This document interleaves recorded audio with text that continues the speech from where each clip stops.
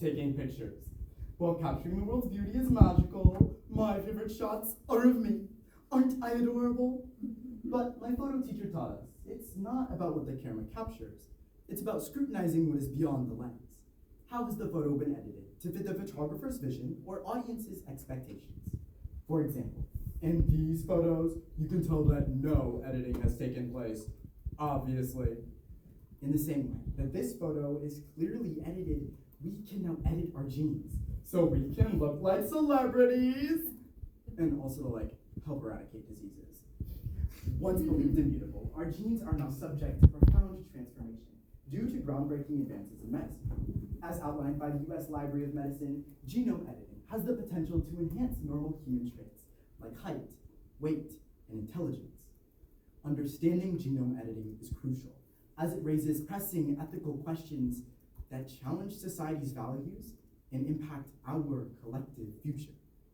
So today, to zoom in on genome editing, we'll start by first focusing in on how it works, then develop an image of its intricate impacts, and finally, expose the ethical enigmas that it engenders, so we can truly understand what it means to be human in an era of rapid scientific advancement. Now, before anyone goes off looking like Beyonce, let's first focus in on how gene editing works. It's like writing an informative speech. You start out with a rough draft, but can go through and edit out any part of it. You could even overhaul an entire point the night before a competition, just like you could change traits, like eye color or disease risk. Take sickle cell anemia. CDC findings as of May of 2024 show that 1 in 50 white babies are born with the sickle cell trait, compared to 4 in 50 African American babies. Typically, your blood cells look like this, with normal hemoglobin, a protein that carries oxygen throughout your blood. However, those with sickle cell anemia have abnormal hemoglobin levels, leaving their blood cells looking like sickles. These sickle-shaped blood cells can block blood flow, leaving vital organs damaged, dried out, and in desperate need of oxygen. One of these sickle cell patients, Kendrick Cromer, now a 12-year-old boy, tells the New York Times in May of 2024, "Sickle cell always steals my dreams, interrupts all the things I want to do." However, thanks to gene editing, Cromer can now get the help he needs. According to the Broad Institute, a collaborative research organization between MIT and Harvard, gene editing has been approved by the FDA to treat many diseases such as sickle cell and not just in infants. The Broad Institute writes that one such gene therapy technique is the CRISPR-Cas9 system. CRISPR, which stands for clustered, regularly interspaced palindromic repeats, is a naturally occurring bacterial defense system inside of your own body, containing repetitive DNA sequences interspaced with unique spacers. These spacers are used by your body to remember past infections to fight them off more effectively. But scientists use these spacers to create a guide RNA sequence, directing a Cas9 protein where to remove harmful DNA from your body. Once this harmful DNA is removed, the cell will either repair itself by itself with no change, or it will use the new proteins introduced by the CRISPR-Cas9 system, effectively mutating your genes. This can help people such as Cromer by allowing them their freedom back after a sickle cell diagnosis, mutating their genes in such a way to give them their best chance at life. Now, let's develop an intricate image of gene editing's impacts. Before cell phones, when all photos were developed using film, one small issue in the development of the photo could leave out major details, rendering the entire photo ruined. In the same way, with cancer, if one singular cancerous cell remains, the cancer could ruin a patient's life, forcing them to miss out on important details of their life. For patients like Katie Popecop with non-Hodgkin's lymphoma, all it took was one visit to the doctor's office to find out that her cancer was back and more aggressive than before. At 74, Cop said, "That was devastating. Imagine having your last hope pulled out from underneath you." So Cop, typically wary of modern medicine, preferring homeopathy, jumped at the chance to enter in a study using CAR T-cell therapies. As Cancer Research UK reports in September of 2024, these chimeric antigen receptor cells are called living drugs.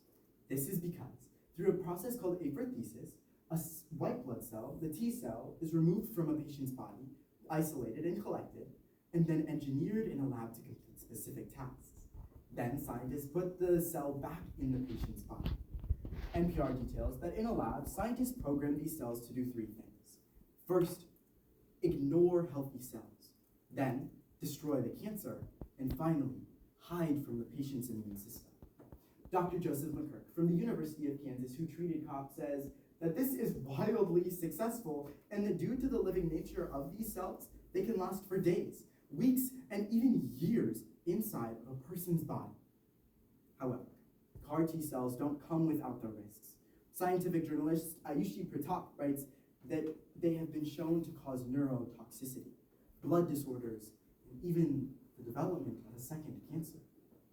The impacts of gene editing are intricate, both potentially curing cancer while also facilitating the development of a second one at the same time. Now, let's expose the ethical enigmas gene editing engenders.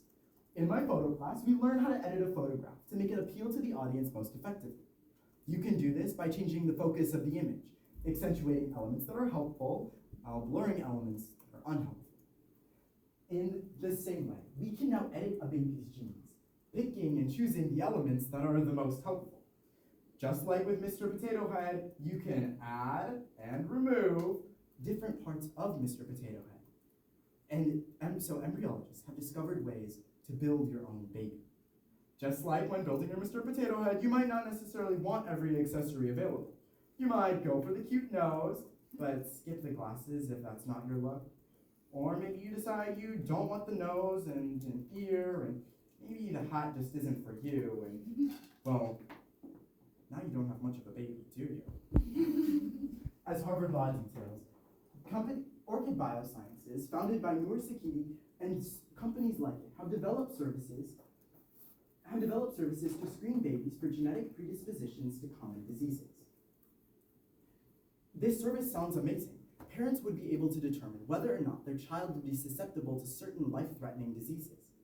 However, this service is only available for parents who are undergoing IVF, in which an egg is fertilized by a sperm inside of a test tube or outside of the body. IVF is often only used by prospective parents who cannot have a child any other way. And this is because IVF is an emotional roller coaster with no guaranteed outcomes, and the cost is prohibitively expensive for many, around $25,000 per cycle.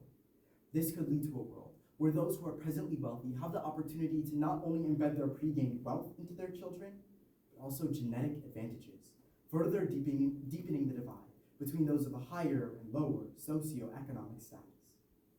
Wired outlines in an April 2024 article that because of companies like Orchid Biosciences, people in the future could be prevented from any kind of suffering. Because instead of just adding and removing pieces of a Mr. Potato Head, you could have a completely customizable Mr. Potato Head body. But if one person can afford a perfectly designed Mr. Potato Head and someone else can only afford a basic version, this could lead to a world where those who are wealthy are the only ones who can build their own babies, leading to a race of super babies whose only genetic predisposition is perfection. And this sounds like something out of a sci-fi movie, but this is the reality of medical advances today. Humanity must decide if we approve of the actions taken by gene editing companies, or if we decide that the efficacies are too much to worry about. So today, we first focused in on how gene editing works. Then we developed an image of its intricate impacts, and finally, we exposed the ethical enigmas that it engenders. From research scientists to teachers, from healthcare workers to startup founders, the impacts of gene editing will be wide-ranging and impact our collective human experience for decades to come. So how do you weigh gene editing? Should we be able to have the ability to cure diseases like cancer in babies, removing the need for a cure at all? Or do we value our collective human experience, which includes the possibility of premature death from potentially preventable diseases?